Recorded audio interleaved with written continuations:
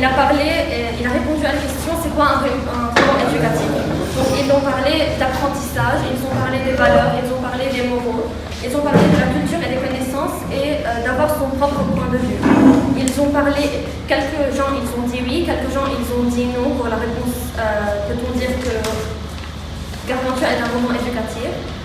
Les gens qui ont dit non, ils ont parlé que Gargantua c'est plus de rire, ils n'ont pas parlé du savoir. Ils ont parlé qu'il y a beaucoup de vulgarité et donc ce n'est pas éducatif du tout. Ils ont parlé qu'il y a beaucoup de choses inutiles et ils ont dit qu'il n'y a pas de bonne méthode efficace.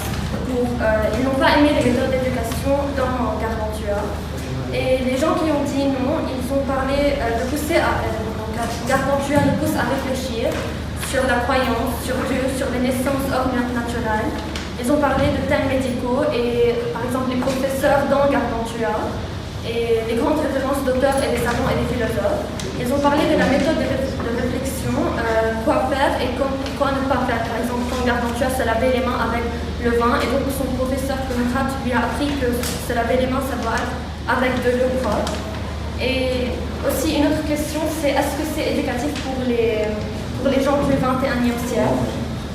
Ils ont dit non, par exemple l'alphabet à l'envers, c'est inutile. Ils ont parlé des fausses méthodes, ils n'ont pas aimé les méthodes.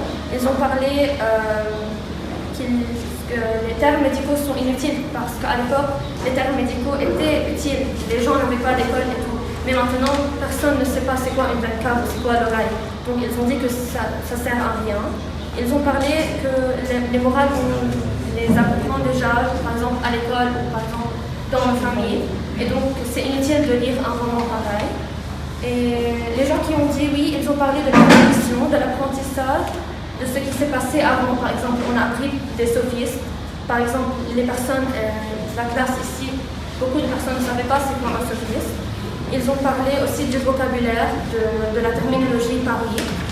Et l'autre bout de question, c'était comment, le deuxième groupe, il a parlé de comment.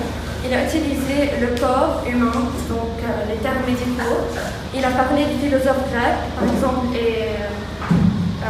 d'Aristote à un moment précis. Il a parlé de nettoyage propre de méthodes, par exemple le vin et l'eau.